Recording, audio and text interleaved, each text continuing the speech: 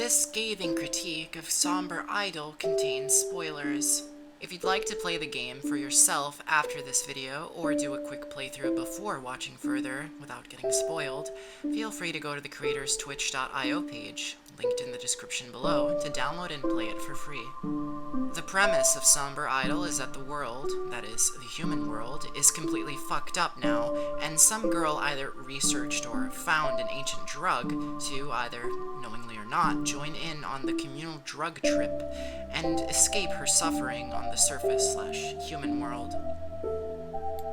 There are a few direct references to this torpor drug made by the more knowledgeable inhabitants, such as Irino and the Giant, and Hars seems to offhandedly mention psychedelics near the start of the game, suggesting that the general populace has at least some understanding of torpor, or simply that there are recreational drugs available in the overworld as well. Similarly, many NPCs talk about how they're tired and exhausted, mimicking the effects of a drug that makes you fall asleep. The visuals of the game are very stylized, with strong lights and shadows, an emphasis on negative space, and amorphous, stilted forms, each of these elements lending to form a dreamlike and intense atmosphere. The gameplay suffers in a few areas where the visuals sometimes make it hard to find shit. At certain points, either because of changing layouts or intentional angles, you can go from walking towards the bottom right, then end up with your character facing down a path, continuing in another direction, such as the bottom right path in the garden past the train station. Intentional or not, I found this to be confusing, without any sort of zone transition indicator at zone boundaries, and it led me to unintentionally backtrack a few times before getting more familiar with each individual area and how they connect. Let's talk about the character we play as. Mia's outfit and appearance is similar to what several characters encountered throughout the overworld are wearing. There is no sort of note or memento mentioned by Mia or any of the people she encounters. If we go off the idea that Mia was unaware of the amnesiac effects, this hints that torpor doesn't copy what is on your person and simply alters your appearance. Counter to this idea is that Mia seems content with her appearance and does not acknowledge it, suggesting, even though it is an odd outfit choice, it was what she was wearing before her arrival here. It's possible that the main character came to this realm with the potential of finding someone in the overworld to alter the human world in some way, given the existence of powerful entities inhabiting the overworld, but this knowledge of purpose would have been lost through the amnesiac effects of torpor's transfer of consciousness to the overworld. Although, this would only have been the case if Mia were unaware of the amnesiac effects, which may be why she doesn't find the outfit she shares with many overworld inhabitants to be strange. In addition, Mia is mentioned as a witch in the game's description, but does not exhibit any powers or abilities that Irino, the other witch encountered in the game, appears to have, with the only type revealed so far being a sort of teleportation magic, used to create shortcuts. It's unclear the extent of the title's bearing on one's abilities or affiliations. On the narrative, Mia doesn't remember the past as part of the amnesiac astral projections effects she appears with, and simply wants to leave.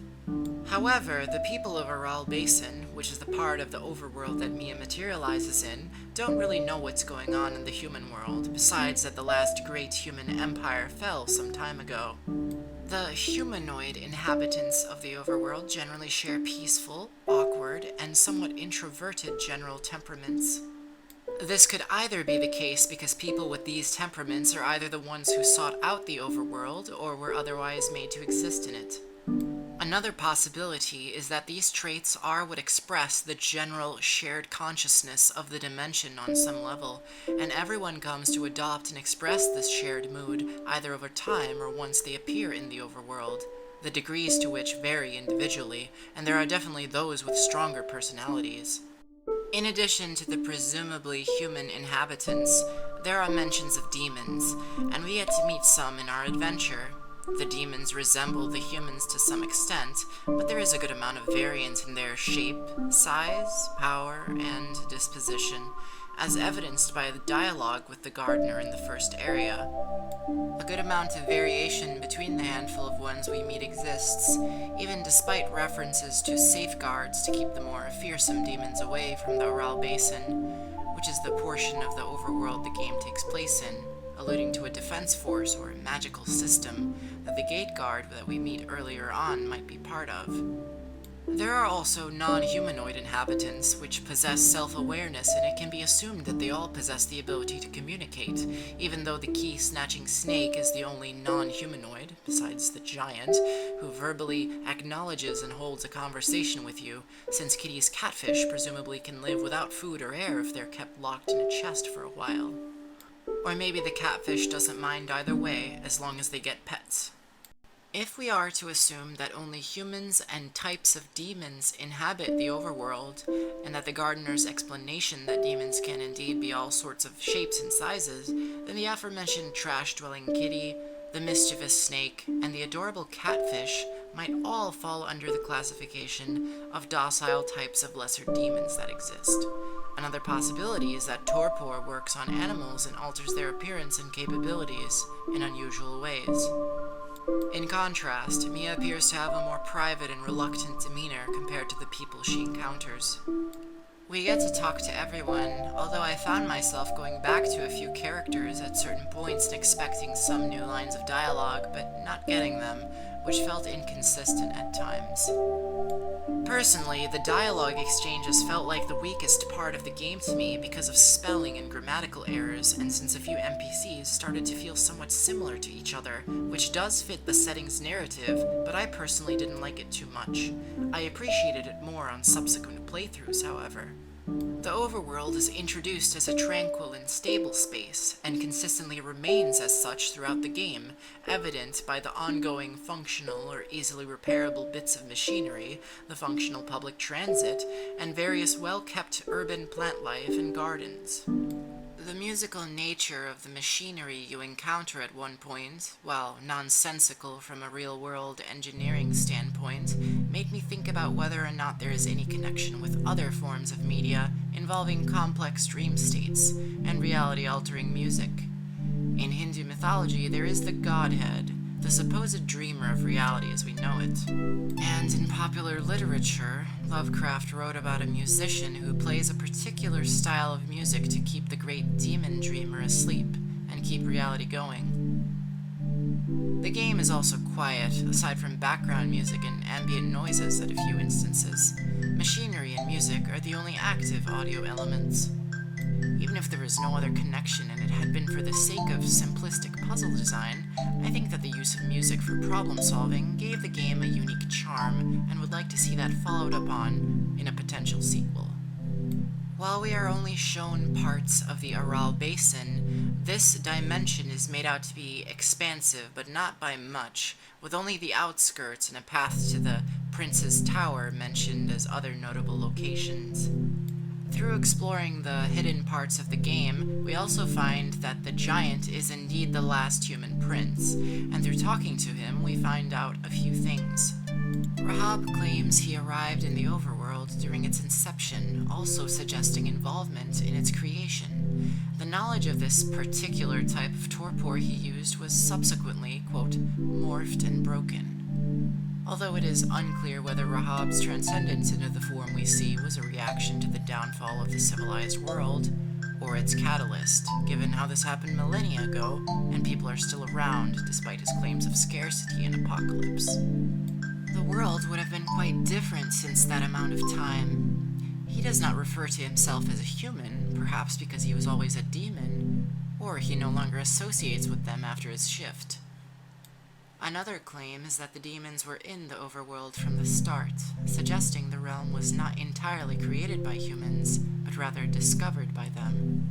He also claims that Mia holds an attachment to Earth, perhaps alluding to her outspoken will to return there, but also stating that her body is still alive, suggesting that her attempted usage of torpor was suicide. Although because of the amnesiac effects of Mia's torpor, it is unclear if everything Rahab says is true or not, especially towards a naive human he wants acting as one of his field agents. Given that Rahab supposedly shifted from a human to something different from a human or demon, there could be a way to turn from human to demon, or the reverse.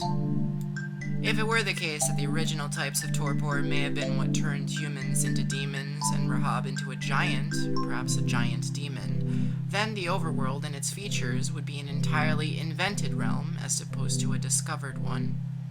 And the original demons who lost their humanity, as well as Rahab himself, may have been pillars of the dimension, having been the ones that crafted its landscape and architecture, and whose ongoing existence maintains its form and function.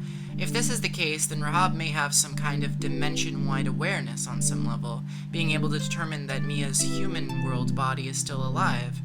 Or perhaps it is simply knowledge that comes from a combination of his knowledge of torpor and reports from his minions, of which there can assume to be at least a handful hidden around. The only demon working for him that Mia encounters shares a brief hidden interaction through a window that some players might otherwise miss or fail to follow up on. The version of the drug that Mia consumed could be a more refined or safe version that simply leads the imbiber to retain their appearance, personality, and power level, although also causing amnesia. We also hear how nothing has really happened here for a long time, aside from Hars and Irino appearing a while ago in the otherwise peaceful, predominantly sleepy Aral Basin region. That seems to be about the extent of the game's given narrative, as we do not get any further interactions with the characters. Overall, I could have done it better, but I'm sure that Patira Bach will have taken this as a learning experience for their upcoming new game, which may or not be in the same setting as Somber, and I'm looking forward to doing more reviews on any subsequent Somb-likes he produces. This is the end of the video. I'm not going to tell you to like this video or subscribe to my channel. You can think for yourself and make those decisions on your own. Thank you for your time, and goodbye.